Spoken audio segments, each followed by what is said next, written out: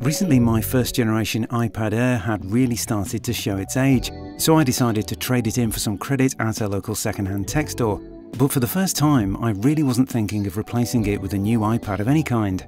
That's because I'm mostly a desktop guy for my professional work, and when it comes to leisure, I've been using my iPhone more and more for catching up on the news or watching YouTube videos, very often just throwing them from my phone to the TV. And I've never really been an iPad or any other kind of gamer.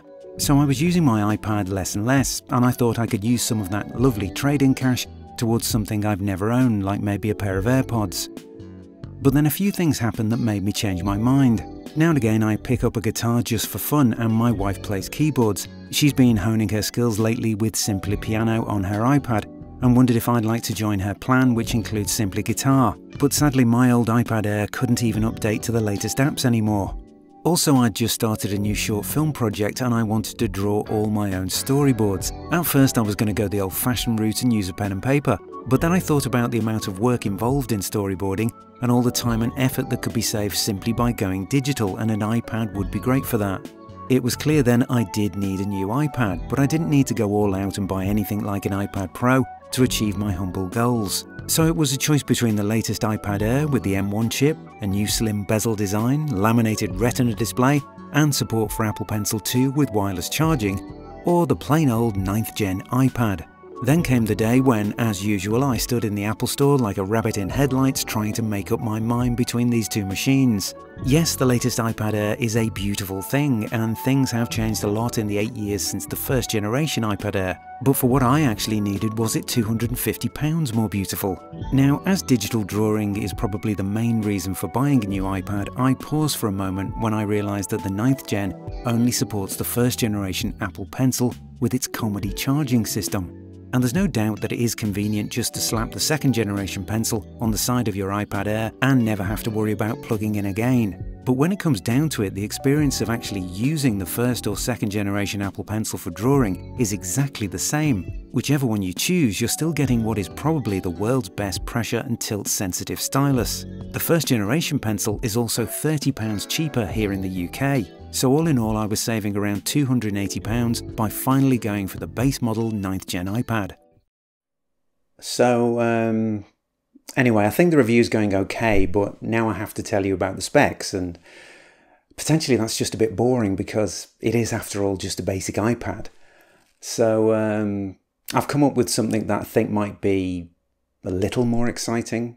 The base 9th Gen iPad has a 10.2-inch Retina display, which is not laminated, meaning there's a little gappy thing between the Apple Pencil and the surface of any drawing, which is hardly noticeable and doesn't bother me. It has 64GB of storage. It's rocking the A13 Bionic chip. It has a new ultra-wide camera that supports center stage technology. Nice. It has 20% faster graphics for gamers, but I'm not one of them, so who cares?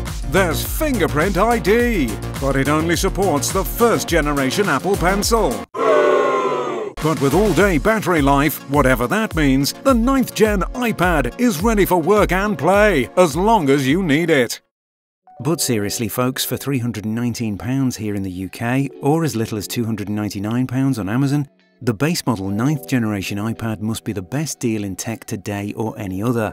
So if you're at all on the fence about owning an Apple device for the first time, then this is your bargain way into their ecosystem. After all, it's cheaper than buying an iPhone SE, and it comes without the full-blown commitment of buying a Mac Mini. For me, the Apple Pencil support alone has been a revelation, and for someone who's shied away from digital drawing for far too long, I now know what I've been missing. And the great thing is, there are lots of totally free drawing apps.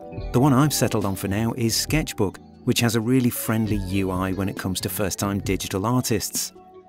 But when it comes down to it, who is the basic iPad really for?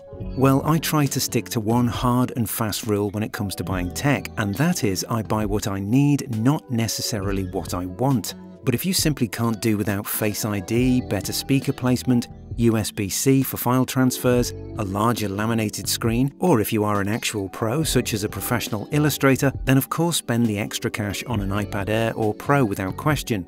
But if you still just want the convenience of what is still one of the world's best tablets at a considerably lower price, then the 9th Gen iPad is still superb value for money. Now, there have been some rumours lately that come the autumn, the 10th generation iPad will be released with a brand new design, perhaps removing the home button, giving us those smaller bezels, and maybe even a laminated screen. But I find it hard to believe that those upgrades won't come with a price increase of some kind.